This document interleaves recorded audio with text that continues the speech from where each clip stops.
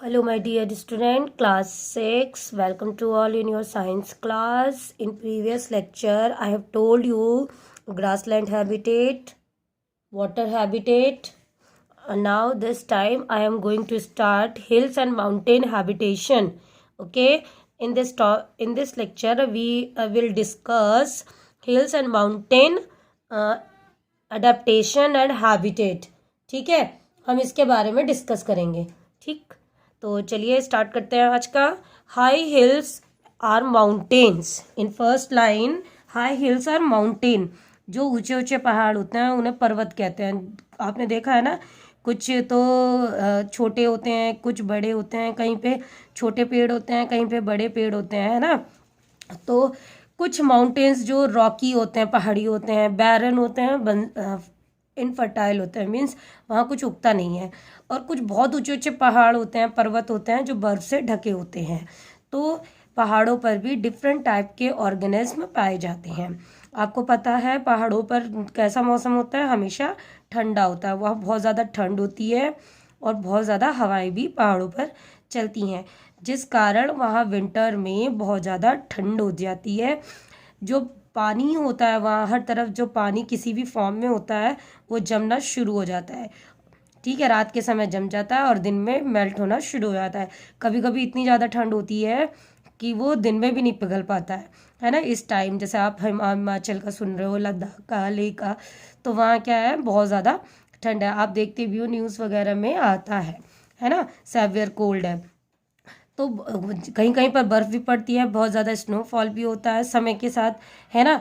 तो नदी नाले, छोटे छोटे पॉन्ड वगैरह भी होते हैं, वो क्या होते हैं, मेल्ट, बर्फ़ में पिघल जाते हैं, बर्फ़ में बदल जाते हैं. और जब जैसे जैसे गर्मी बढ़ती है, मतलब दिन के समय, वो पिघलना शुरू हो जाते हैं. पहाड़ों पे बहुत ज़्यादा बारिश भी होती है ना. तो इसलिए वहाँ मौसम क्या होता है, हमेशा ठंडा होता है.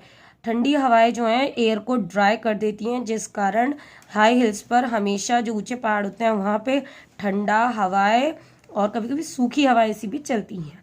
ठीक है, सॉइल जो है बहुत कम मात्रा में पानी को होल्ड कर पाती है. आपको पता ही है, जब पानी पहाड़ों पर बहेगा तो वो नीचे की तरफ जाएगा, जिससे कि वो पानी को क्या करेंगे, एब्जॉर्ब नहीं कर पाएंगे, रुक नहीं पाएगा. ठीक है. अब adaptation in plants to mountain habitat. Plants का कैसा होता है, ऊंचे ऊंचे पहाड़ों पर कैसा होता है, तो वहाँ पर आपको छोटा सा डिस्क्रिप्शन दे रही हूँ. इसमें मैं मोस्टली जो सॉइल्स होती है वो क्या होती है, ड्राई. जो यहाँ की सॉइल्स होती हैं, स्ट्रीम्स, ये नदी नाले बन जाते हैं पानी की वजह से, छोटे छोटे. ठीक है, तो वहाँ पर अधिकतर एल्गी, मॉसेस, लिवर बर्ड्स और कुछ फर्न्स मिलती है. फर्न्स आपके स्कूल में भी है, आप खुद को देखने को मिलेगी. एल्गल प्लांट्स होते हैं, एल्गी होती है, ये भी वहाँ पर मॉइस्ट, थोड़ी मॉइस्चर वाली मिट्टी में पैदा होती है ना. तो एल्गी, मोसेस, ये कुछ एग्जाम्पल है नॉन फ्लावरिंग प्लांट्स के. और कहीं कहीं पर फ्लावरिंग प्लांट्स भी मिलते हैं. जब स्प्रिंग सीजन आता है, इन सेकंड पॉइंट में आपको दिख रहा है, स्प्रिंग आता है, बसंत ऋतु आती है, तो जो छोटी छोटी पहाड़ियाँ होती हैं वहाँ पर बहुत सारे डिफरेंट वैरायटी के फ्लावर्स भी मिलते हैं. ठीक है, पहाड़ों पर फ्रूट्स बहुत मिलते हैं, जैसे एप्पल, आप देखते हो ना सेब वगैरह, तो सेब है, ये एप्पल है, प्लम्स है ना, पीच, आड़ू वगैरह, चेरीज, एप्रिकोट, ये बादाम, अखरोट, ऐसे ना, ये बहुत सारे जो ड्राई फ्रूट्स होते हैं मोस्टली वो हमारे पहाड़ों पर ही मिलते हैं. ठीक है, स्प्रिंग सीजन पे इनमें फ्लावर आना शुरू हो जाता है. वॉलनट का अगर एग्जाम्पल है, अखरोट जिसे कहते हो आप, ठीक है, तो इस पे आना शुरू हो जाता है स्प्रिंग सीजन में, बसंत ऋतु में, और गर्मियों में वहाँ फल पक जाता है. जो ट्रीज होती हैं, ठीक है, ट्रीज पर जो पानी होता है जो मिट्टी से लेते हैं, वहाँ के जो पेड़ हैं पानी कैसे लेंगे, तो जो बर्फ होती है वो पिघलनी शुरू हो जाती है, जहाँ से ये पेड़ है अपनी रूट्स के थ्रू पानी को एब्जॉर्ब करते हैं. एप्पल साइज में बढ़ने लगते हैं और सितंबर में जाके, आप देखते हो ना सेब अगस्त और सितंबर के महीने में बहुत अच्छा आता है. एप्पल की ऐसी वैरायटी वहाँ पर पाई जाती है. ठीक है, जो ट्रीज हैं वो अपनी पत्तियों को गिरा देते हैं विंटर समय पे और धीरे धीरे ड्राई होना शुरू हो जाते हैं. ठीक है, तो ये सब चीज़ें हैं इसमें, ये आपको पता चलती हैं. तो पानी प्रेजेंट होता है मिट्टी वगैरह में, वो भी धीरे कभी कभी मेल्ट क्या हो जाता है, जमने शुरू हो जाता है. और जैसे दिन की गर्मी होती है वो पिघलता है. हवाएं जो है ठंडी होती हैं, ड्राई हो जाती है. ड्राई विंड्स जो है पानी कहाँ से लेंगे, आपको पता ना, इवेपोरेशन होता है, ट्रांसपिरेशन होता है, तो वो पानी को क्या करती हैं, उसको क्या करेंगी, इवेपोरेट करेंगी।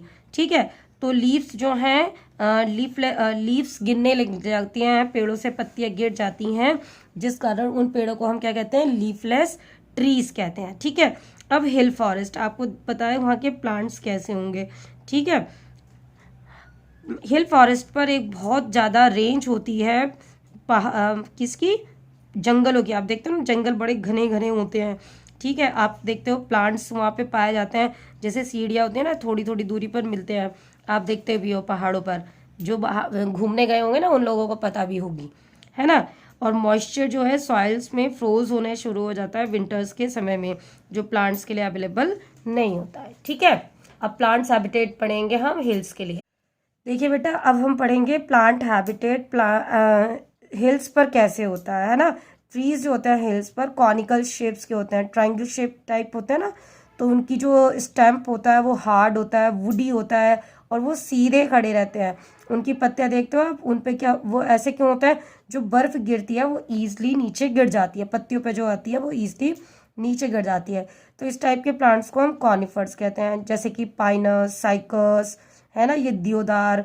इनकी जो शेप होती है निडिल लाइक होती है, लीव्स की शेप, है ना, और ये बंडल्स के रूप में होते हैं। ठीक है, तो ये काफ़ी ऊंचे होते हैं। निडिल शेप जो लीव्स होती हैं वो थिक वैक्सी लेयर होती हैं, जो वाटर लॉस को रोकती हैं ट्रांसपिरेशन के फॉर्म के लिए, ट्रांसपिरेशन से। आपके स्कूल में भी है साइकस और पाइनस का, है ना। निडिल लाइक लीव्स होती हैं जो ड्यूरिंग विंटर अपनी जो लीव्स होती हैं उनको गिरा देती हैं। क्यों, जिससे कि उन पर जो वाटर होता है वो फ्रीज ना हो पाए। ठीक है, उसको अवॉइडिंग के लिए। अब एनिमल्स कौन से होते हैं, तो आपको पता है याक होता है ना, हिरन भी होता है, पहाड़ी बकरी भी होती है ना, हिल गोट जो होती है। ठीक है, तो इनकी स्ट्रक्चर कैसे होती है, इनकी बॉडी पर लॉन्ग हेयर्स होते हैं, फैट की लेयर होती है जो इनकी बॉडी को गर्म बनाए रखती है। थिक लेयर जो होती है स्किन के नीचे, वो इनकी बॉडी को गर्म रखती है, जिससे इनको ठंड ना लग पाए। ठीक है, साथ ही ऑक्सीजन वगैरह के लिए इनके जो लंग्स होते हैं वो काफ़ी स्ट्रांग होते हैं, जिससे कि वो सर्दियों में भी सरवाइव कर पाए। ठीक है, ये सब होता है आपका। एक है स्नो लियोपार्ड, आप सुनते हो ना, snow leopard, snow covered polar region. Polar region कौन से, आपके अर्थ पे कौन से दो पोल है, नॉर्थ एंड साउथ पोल। तो यहाँ पर कौन से मिलते हैं, आर्टिक तो नॉर्थ पोल को कहते हैं, अंटार्कटिक हम साउथ पोल को कहते हैं। तो यहाँ पर भी तो एनिमल्स मिलेंगे, जैसे कि आपका पोलर बियर, पेंगुइन आपकी बुक में दिख रहा है ना, आर्टिक टंग। ठीक है, और ये कैसे होते हैं हमारे, इनकी जो बॉडी होती है, इनकी बॉडी पर ये फर होती है, लॉन्ग फर होती है। साथ ही अगर हम पोलर बियर के बारे में बात करें तो इसकी जो बॉडी पर हेयर फाइबर होते हैं, हॉलो ट्यूबुलर होते हैं, जो मिनिमम हीट लॉस को रोकते हैं। साथ ही इनकी बॉडी पर स्किन के नीचे मोटी लेयर होती है फैट की, जो इनकी बॉडी को गर्म रखती है। ठीक है, तो ये वाइट बियर, पोलर बियर के बारे में है। साथ ही आपका आर्टिक टर्न जो बर्ड होती है नॉर्थ पोल में होती है, ड्यूरिंग समर ये वहीं रहती है, लेकिन जैसे सर्दी आती है तो नॉर्थ पोलर रीजन से ये साउथ पोल की तरफ चली जाती है, और जब मौसम ठीक हो जाता है तो ये फिर वापस आ जाती है। अगर हम पेंगुइन की बात करें, पेंगुइन क्या है, फ्लाइटलेट बर्ड होती है, ये उड़ नहीं सकती, लेकिन ये बर्ड्स की कैटेगरी में रखी जाती है। तो ये अंटार्कटिक रीजन में मिलती है। इसकी बॉडी पर क्या होते हैं, ब्लैक फीदर्स होते हैं, और जो इसकी और आगे की तरफ है ना, आगे की तरफ ये वाइट होता है, और बाकी इसका बैक एरिया जो होता है वो कैसे होता है, ब्लैक होता है। ब्लैक कोट बियरिंग बर्ड भी कहते हैं। ये बड़ा अच्छा होता है, आइसी रीजन में है, और ये बड़ी बड़ी फिशेस को लार्ज अमाउंट में खा जाता है। ठीक है, ड्यूरिंग समर क्यों खाता है, जिससे कि सर्दियों में इसकी बॉडी में फैट इकट्ठा हो जाए और ये क्या करे, अपने आप को प्रोटेक्ट कर पाए। ठीक है, ओके बाय। चलिए बेटा, अब इसमें हम पढ़ेंगे आपका एर्बोरियल और एरियल हैबिटेट। एर्बोरियल होता है जो ट्रीज वगैरह पर रहते हैं, ऐसे एनिमल्स या ऐसे ऑर्गेनिज्म जो एयर में रहते हैं। ठीक है, मीन्स ट्रीज पे रहते हैं, है ना। और एर्बोरियल प्लांट्स भी होते हैं। एक है आपका एरियल हैबिटेट। एरियल मीन्स जो एयर वगैरह में रहते हैं, है ना, जैसे बैट्स है, बर्ड्स हैं, एर्बोरियल अगर एनिमल्स को हम डिस्कस करें तो एर्बोरियल कौन से, जो हवा में रहते हैं, जैसे पेड़ों पर रहते हैं, squirrel, wasp, honey bee, spider, grasshopper, monkey, bear, ये इनका हैबिटेट क्या है, एर्बोरियल होता है। प्लांट्स में एल्गी, फंजाई, फर्न, मॉसेस और कुछ और प्लांट्स होते हैं जो पाए जाते हैं, जैसे ऑर्किड। ऑर्किड कॉमन है, जो हमेशा मिलता है हमारे नॉर्थ और ईस्टर्न स्टेट्स में, जो हिमालयन रीजन में होता है। जब एयर ह्यूमिड होती है, थोड़ा उसमें मॉइस्चर होता है, साल के किसी के दौरान जब उसमें एयर में मॉइस्चर होता है, तब ऑर्किड हमारा ग्रो करता है।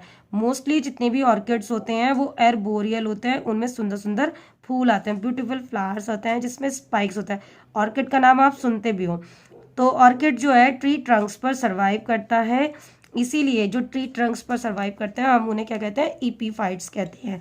ऑर्किड जो है ग्रीन ऑटोट्रॉफ्स होता है, ये अपना खाना खुद से बना सकता है और ट्री ट्रंक्स पर ये पाया जाता है। इसमें स्पेशल रूट्स होती हैं जो एयर में लटकी रहती हैं, मतलब प्लांट्स में जो इनके ओपनली एयर्स में रहती हैं। जो हैंगिंग रूट्स होती हैं वो स्पंजी होती हैं, जो स्पंजी टिश्यूज होते हैं उनकी जो रूट्स होती हैं वाटर को एब्जॉर्व करती हैं। कैसे, जो एयर में प्रेजेंट मॉइस्चर होता है उसको एब्जॉर्व कर लेती है उनकी हैंगिंग रूट्स।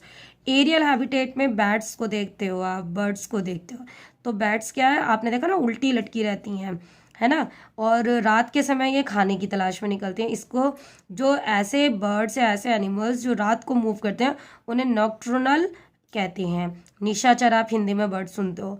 इनके जो ईयर होते हैं वो क्या करते हैं, अल्ट्रासाउंड वेव को काफ़ी दूर से भी सुन सकते हैं, और आइज़ भी इनकी डार्क में देखने के लिए एबल है। कहते हैं ना, चमगादड़ सिर्फ रात को देखती है, दिन में नहीं, वो इसी वजह से है, उसकी नेचर है, ये हैबिट है उसकी। बर्ड्स की बात करें तो बर्ड्स की जो बोन्स होती हैं वो लाइट होती हैं वेट में, उनकी बॉडी पर फीदर्स जो होते हैं वैक्सी होते हैं, पूरी बॉडी पर पाए जाते हैं। जो इनके जो फीदर्स होते हैं बर्ड्स को सन, रेन और विंड से क्या करते हैं, बचाते हैं, प्रोटेक्ट करते हैं। फीदर्स जो हैं बॉडी को हेल्प करते हैं गर्म करने में, जिससे ये सर्वाइव कर पाए, कितनी ही ठंड हो या कितनी ही गर्मी हो।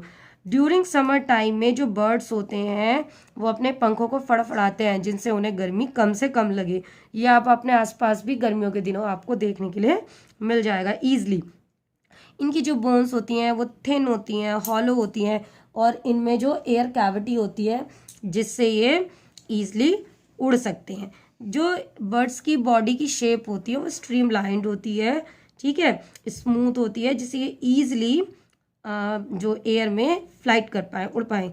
जो इनके मेन फीदर्स होते हैं वो 4 लिम्स हैं जो मॉडिफाइड हो जाते हैं विंग्स में, जिनसे ये उड़ते हैं, और जो जिनसे ये चलते हैं, मूव करते हैं, वो इनके हाइंड लिम्स होते हैं, ठीक है। इनके स्ट्रॉन्ग मसल्स होती हैं जो इनको सपोर्ट करती हैं। आपने बर्ड्स की चोंच देखी है ना, बीक, वो कैसी होती है, हुक जैसी, है ना, और इनके क्लॉज होते हैं, पंजे, है ना, तो वो भी इनकी मदद करते हैं। ये इनका अडेप्टेशन है। एक है आपका अडेप्टेशन, एक्लिमेटाइजेशन। अडेप्टेशन आपको बताया ना, एडजस्टमेंट करना, अडेप्ट उनकी आदत है वो, ठीक है, अडेप्ट कर लेते हैं वो अपने आप को। और एक्लिमेटाइजेशन क्या होता है, ये टेम्परेरी सर्वाइवल होता है, ठीक है। की अगर डेफिनेशन की बात करें तो आपकी बुक में है, adaptation is acquired with the permanent structural and behavior modification in the body of the organism which have been taken over a long period of time to able in a particular environment, है ना। Adaptation क्या है, हमारी requirement है किसी भी organism के लिए, उसके परमानेंट स्ट्रक्चर और बिहेवियर के लिए, जो उस ऑर्गेनिज्म को मॉडिफाई कर सकती है उसी हैबिटेट में रहने के लिए। जबकि अगर एक्लिमेटाइजेशन की बात करें, इट इज टेम्परेरी एडजस्टमेंट, ये कुछ समय के लिए होता है, परमानेंटली नहीं होता है, ठीक है। तो ये आपका चैप्टर है जो ये खत्म हो गया है, ठीक है। Okay, thank you, have a nice day.